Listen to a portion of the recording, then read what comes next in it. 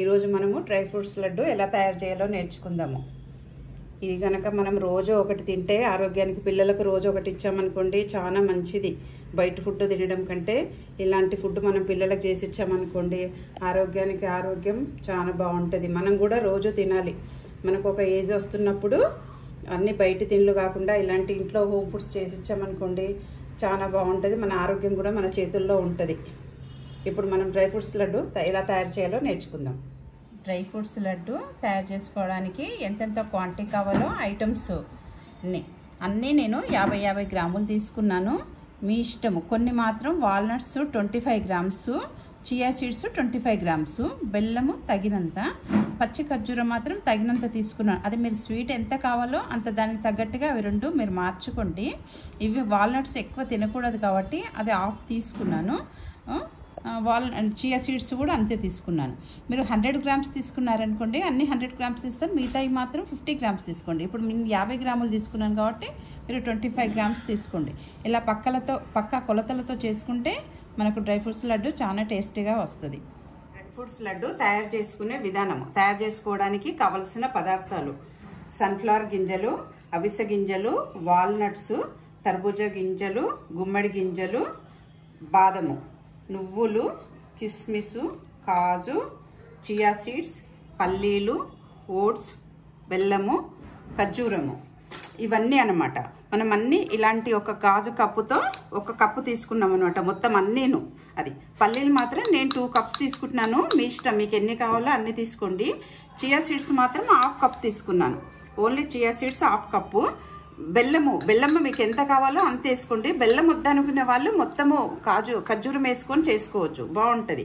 ఇవన్నీ కలిపి నేను ఏంటంటే దోరగా వేంపి పెట్టుకున్నాను. ఇప్పుడు ఇవన్నీ పెంక మీద పెట్టేసుకొని కొంచెము వేసి, కొంచెము ఎట్లా అంటే 1 మినిట్ అన్నీ ఒక్కొక్కటి విడివిడిగా వేంపుకోవాలి. అన్నీ వేంపుకోవాలి. ఓన్లీ ఇది వేయించుకోవద్దు.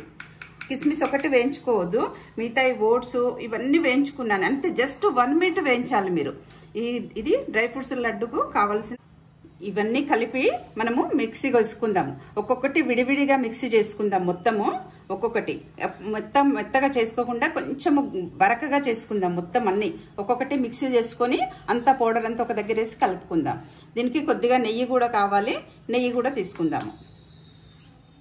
చూసారా, బెల్లం ఉండింది కదా, బెల్లం బాండీలో వేసుకొని అందులో ఒక 5-6 స్పూన్ల నీళ్లు, కొంచెం అంతే 4-5 స్పూన్స్ నీళ్ళు వేసేసి కొంచెం లైట్గా పాకం కానిచ్చాను. తీగ పాకం అక్కర్లేదు. జస్ట్ బెల్లం కరిగినాక ఒక 2 మినిట్స్ మరిగితే చాలు. తర్వాత ఇందులో నెయ్యి మీకు ఇష్టం ఉన్నంత వేసుకోండి. అంతానేం ఉండదు. మీకు ఎంత కావాలో అంత నెయ్యి వేసుకొని పాకం మాత్రం ముదరనియ్యకండి. అయ్యాక ఇగో ఈ స్టేజ్లో వచ్చింది చూడండి. నేను ఇప్పుడు స్టవ్ బంద్ చేశాను. ఇలా వేసి ఇప్పుడు ఆ పౌడర్ వేసుకోవాలి. చూడసరే కచ్చాపిచ్చగా నేను పౌడర్ చేసుకున్నాను. మొత్తం ఇది అంతను మీ ఇష్టము, మీకు ఎట్లా కావాలో అట్లా చేసుకోండి పౌడరు. నేను ఇలా ఒకటేసారి చేసి పెట్టుకొని ఫ్రిడ్జ్లో పెట్టుకొని అవసరం ఉన్నంత తీసుకొని నేను చేసుకుంటాను అనమాట. చూడండి, ఇలా అన్నీ వేసి మిక్సీ కొడితే ఇలా వచ్చింది ఇప్పుడు మన పౌడరు. ఇప్పుడు ఈ పౌడర్ని మనము ఇందులో వేసి కలుపుకుందాం.